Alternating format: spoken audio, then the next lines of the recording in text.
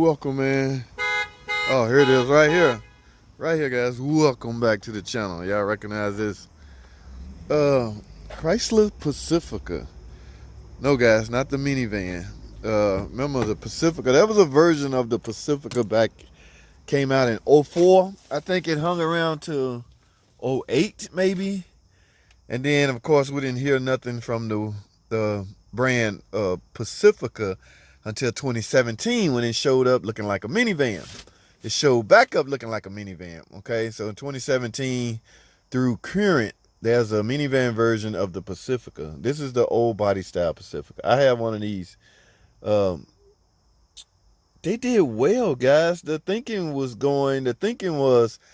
let's build a Jeep slash minivan. A lot of people didn't want the soccer mom looking van, but they wanted a vehicle with just as much room that appeared to look like a Jeep. So they made a Jeep and a minivan into one body style, and they came out with the Pacifica. It did good for them back in that time frame, during that era. It did very well. All right, why is this in? Why are we here, JT? Noise, supposedly. I don't know. I guess we about to find out. Noise when running, they say up there under the engine area. So before I take it in, I'm gonna see if I can duplicate it. Let's start it up. Well, turn all this off. I don't hear nothing out of the ordinary. Oh, take that back. I do hear something out of the ordinary. Let's see if we can visually see. Whoa, whoa, whoa.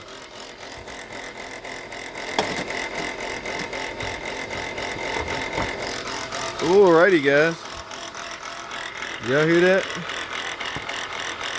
Something, hold on, let me move this couple. Already moved.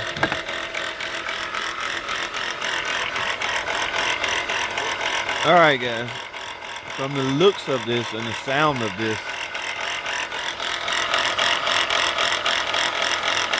look like the alternator bearing is shot.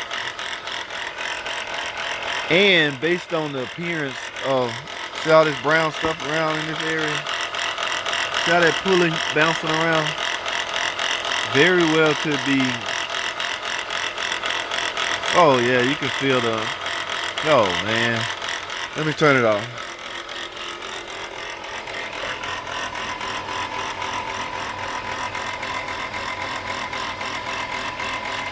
That's a no-no, guys. These battery clamps. All right, make sure if you're gonna do that, make sure it's tight. Let me shut this down.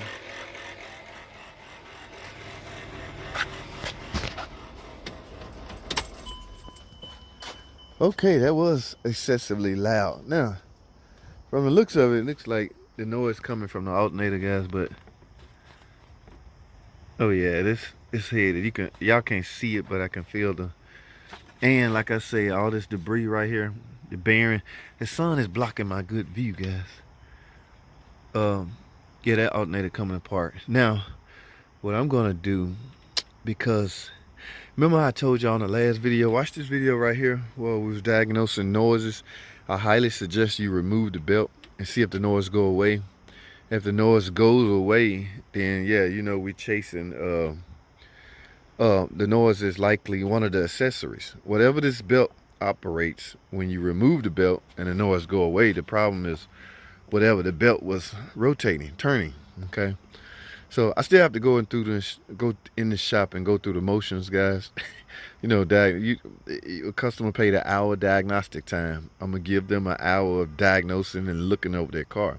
This is a timing belt driven engine. We're gonna take a look at that. I didn't take a peek at the mileage, but I gotta take it in the shop and look it over completely. I'm not just gonna write up alternator right here because I see that could very well be the problem, but we're gonna go through the motions and the steps like you're supposed to. All right, so I tell y'all what, hold tight, man. I'll be right back. Don't go anywhere. Stay tuned. Alrighty, guys, real quick, y'all see this old model Jeep Liberty? All right, I sent a guy here to help her to jump this thing off, bring it in the shop. They said it was dead. He got my jump box. He come out here and then he come back in the shop and tell me that's a no-go. Something don't look right. He don't know what to do. And guys, I'm kind of glad he came back and asked me about this, because I want y'all to look at something. Y'all see this? This battery, guys, typical battery, right? On each battery there will be a positive side and a negative side. His problem was he didn't know which side was positive and which side was negative. That's why I'm glad he came and got me, guys, because you can destroy this or you can destroy the electrical system by putting it on the wrong port. Take a look at this. All right, nowhere, both of these are black. Normally, typically we'll look at the color, but both of these are black. And normally when it's still hard to find, I would just trace the wiring cable, but both of these join into bigger harness. So how do you tell? All right, I don't know, guys. Well, turn out, just do this, guys. Look up under here. You can see a plus right here and you can see a negative right here. Alrighty, guys. 06, 07 Dodge Charger. Y'all know, typical 3.5, guys. Y'all see this? This just spins around. It would not tighten up. So you know what they want? An oil pan. It's not that bad, right? Drop the rack, lower the rack a little bit. It's got a cool on it, which make it a little difficult, but all in all, it's not that bad. But I'm telling y'all what I'm pissed off about, man. That's right, I'm pissed off, man. Take a look at this, man. This is the part they got me, right? Oil pan, all right? No big deal, right? Now, but it's the kind of oil pan that they got me. Get a load of this. Oh my goodness, man. Why would they insult me like this, guys? This is a Derman freaking oil pan. Now, will it work? You know, Derman, I don't know about their oil pans. They be tripping sometimes. So I don't know if this Derman oil pan will work, but look. Oh my goodness. Now, what kind of gasket? Oh, this thing dripped overnight. Felpro gasket and a Derman oil pan. All right, Derman, you got one time. Don't fail me. Or you know what?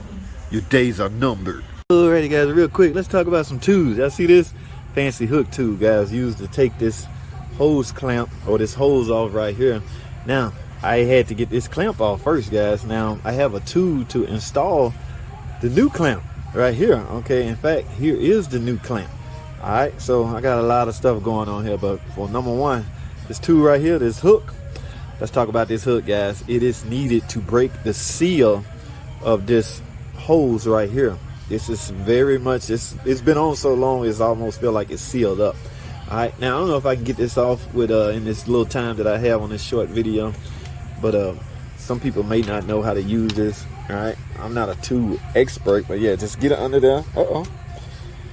May work out for me. Oh, look at that. There you go. All right, this tool right here. You don't have no twisting room, so you almost gotta have a tool. All right, y'all stay tuned. Alrighty, guys, real quick, 3.2 Cherokee P012A thermostat, guys. I got the new one on it. Here's the old one. Yes, it even started leaking. All right, we had this incident with this clamp, guys. Watch them one of my past videos concerning this clamp. But now I'm done, guys. This job is done. At least the thermostat is on. All right, now it's time to make sure we have no air pockets. Let's get that out. Y'all see what I'm about to use right here? Mopar, guys. Antifreeze. This is the 10-year antifreeze this car calls for. Will other antifreeze work? Absolutely. This is my antifreeze of choice, okay, for this particular car. All right, I do not use Derman antifreeze. This is mine. It's that big old M. Yes, guys. All right, it's enough clowning around, JT. Let's get this. Guys, y'all know the drill. You put this in until the coolant come out. All right, I'm out of time on the short videos.